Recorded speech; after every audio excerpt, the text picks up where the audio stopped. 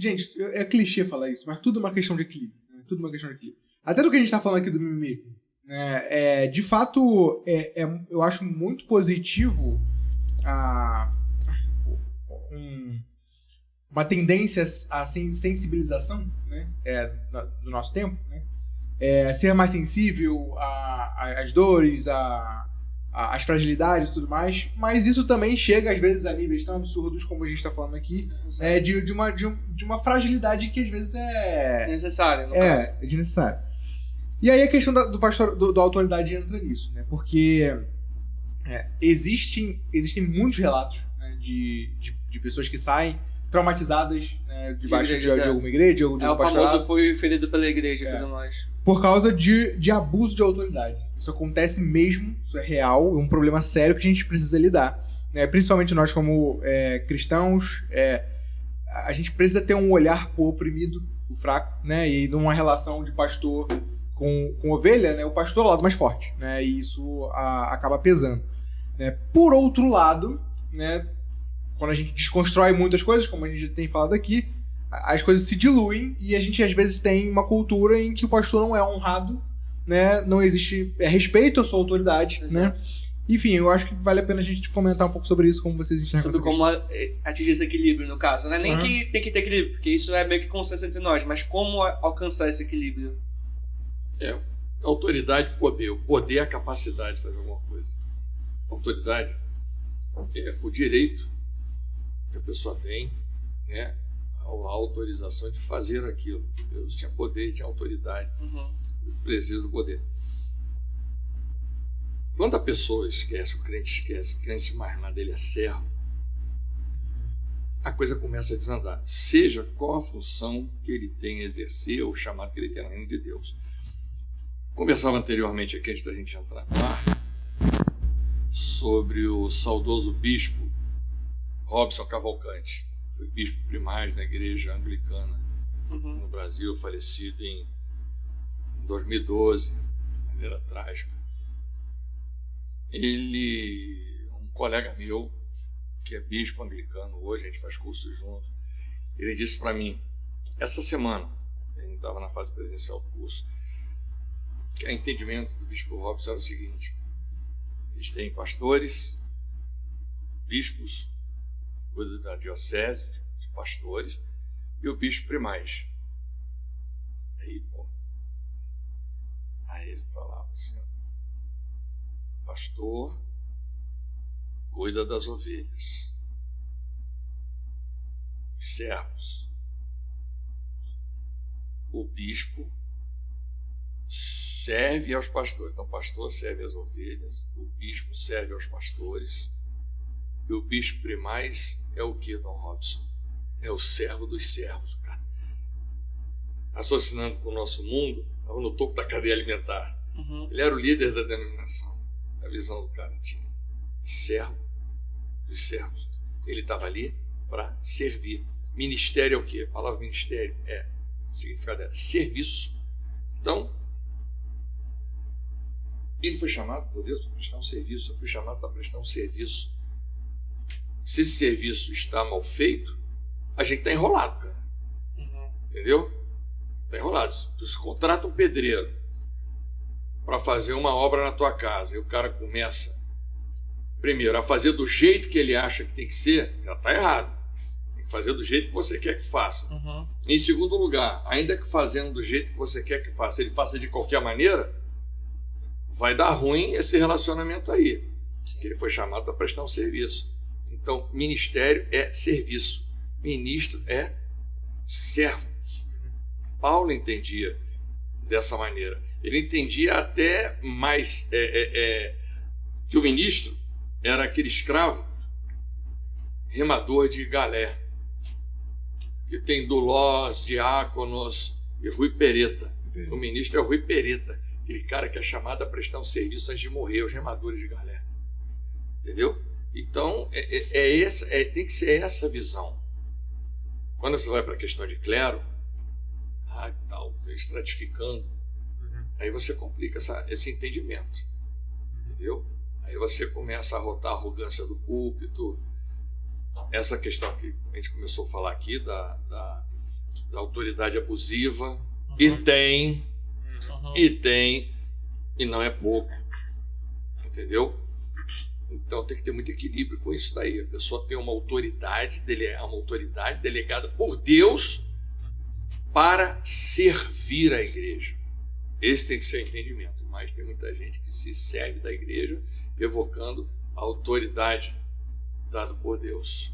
E aí redunda muitas vezes em escândalos, quem vê por aí. Entendeu? Pesado esse negócio aí, cara. Você estava falando desse negócio do... Eu lembro do pastor Álvaro falando sobre os 4 S's, né, da liderança. Eu sou submisso ao meu superior e servo do meu subordinado. Eu não mando em nada. Eu estou servindo todo mundo. Eu estou obedecendo. Você é o Rui Pereira. Mas assim, a resposta para isso está no discipulado. O que acontece? Eu eduquei vocês. E todos os limites que eu estabeleci para vocês, meus filhos, você, meus outros 2 filhos, todo o limite que eu estabeleci para vocês teve intencionalidade. Não quer dizer que eu fui perfeito em tudo, mas assim, essa intencionalidade em fazer coisas para moldar o caráter foi importante. Então, quando eu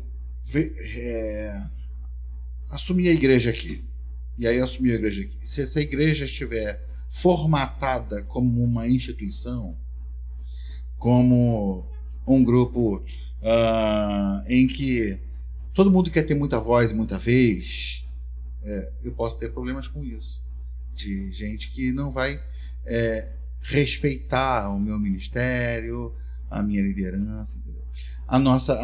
O nosso sistema de governo, ele inibe um pouco essa questão do cara se tornar um tirano, né? Entendeu? Há algumas igrejas que facilitam esse processo. Nosso sistema congregacional de ser inibe isso um pouco. Mas o desafio é que, assim, se eu ganho você para Cristo, e aí caminho com você, e nesse processo de caminhada com você, eu derramo minha vida na sua vida, e nisso eu ensino você a devolver, assim, uma prestação de contas naquilo que você está desenvolvendo, para caminhar com você. Se eu crio uma relação onde eu tenho um acesso saudável à sua vida, para exortar você, para corrigir você, e exortar também é consolar, encorajar. Então eu estou te exortando para te ajudar a melhorar, para andar para frente. Então, se eu trabalho nessa perspectiva, nesse jeito de fazer as coisas, a gente vai desenvolvendo uma igreja que é amadurecida no temor do Senhor, sabe? No compromisso uns com os outros, numa autoridade que não é imposta, é conquistada. Uma autoridade que vem não de um rótulo, não de uma posição. Então eu sou o pastor, estou lá na frente, isso foi colocado, essa capa foi colocada sobre mim, então as pessoas são obrigadas a me obedecer, são obrigadas se eu me aproximo dessas pessoas, e elas, de forma que elas veem a minha vida, de que elas estão perto o suficiente para ver se eu sou aquilo que eu prego, isso tem um efeito na vida das pessoas. Então, assim, a gente vai vir pesado com coisas, com materiais e coisas que falam sobre discipulado aqui para a igreja, porque essa é a salvação da igreja. A igreja, o discipulado de Jesus aproximou tanto aqueles homens de Jesus que a vida de Jesus impressionou eles, marcou, deixou registros que não poderiam ser apagados nunca. Entendeu? Então, assim, Para mim, a solução é essa. Você vai chegar no púlpito, você vai ensinar, você vai discursar, você vai mostrar como as coisas devem ser feitas. A gente, por exemplo, está falando aí aqui na igreja sobre a isca de Satanás, sobre a questão das ofensas, como as ofensas podem ser nocivas para nós e amarrar a gente numa série de problemas. Mas assim, na prática, isso é teórica, é informação, mas na prática é esse relacionamento. Por exemplo, alguém que anda comigo me vir assim reagindo a uma ofensa que veio contra mim. Isso vai ensinar aquela pessoa como ela tem que fazer, mas vai fazer com que ela veja em mim uma obediência às Escrituras, um valor pela santidade, um valor pelo corpo, a ponto de pensar bem no que eu faço, em virtude de não ser um escândalo para o corpo, não ser um problema de tropeço para a igreja. Entendeu? Então, assim, para mim, a questão desses problemas de autoridade e tal tem a ver essencialmente, fundamentalmente, com a questão do discipulado. Senão é uma autoridade instituída e declarada. Sim. Né? E isso aí tudo, ele é atenuado. Caminha na direção de uma solução desse comportamento deturpado. Se a igreja é instruída na palavra. Isso, exatamente. Entendeu? Porque quem age dessa maneira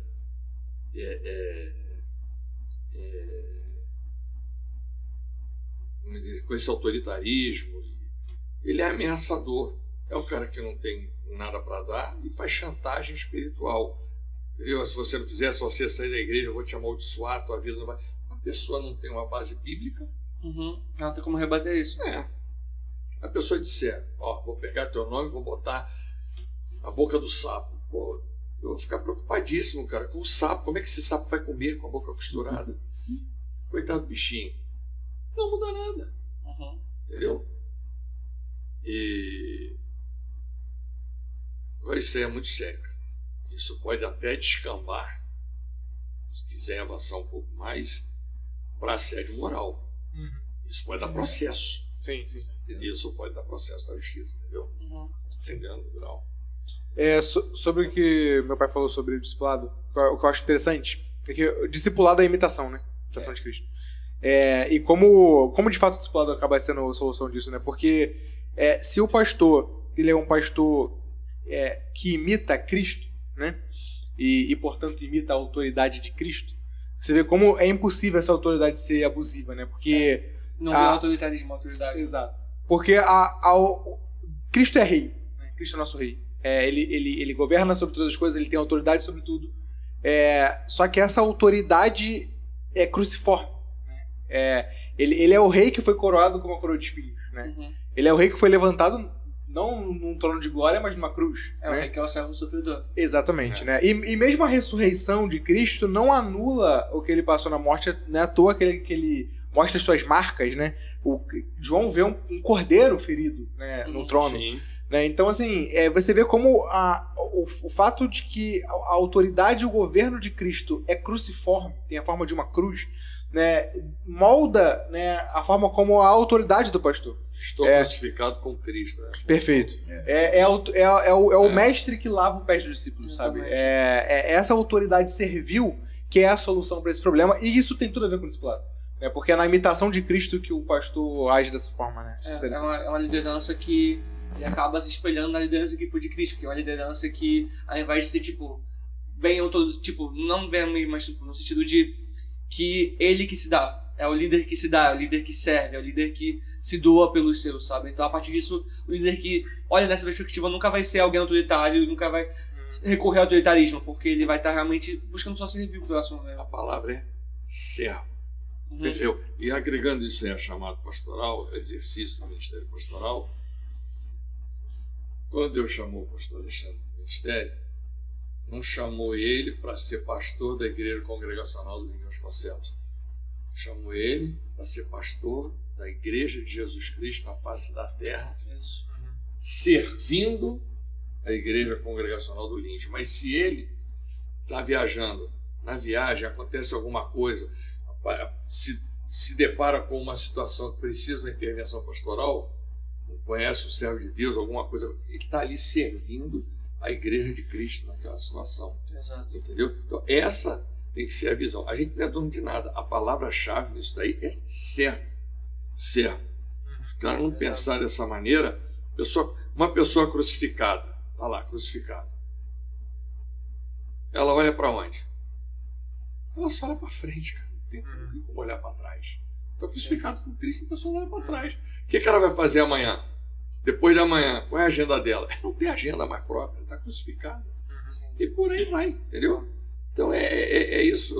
A pessoa é um canal da manifestação da glória e da vontade de Deus para servir a igreja de Cristo, que é a noiva dele. É exatamente isso. É exatamente isso. Porque tipo, a gente está falando muito da perspectiva daquele que é pastoreado do pastor, mas também, quando o pastor ele se vê como alguém que tá conduzindo a noiva de Cristo Imaculada para o seu noivo, ele não vê aquilo como posse dele.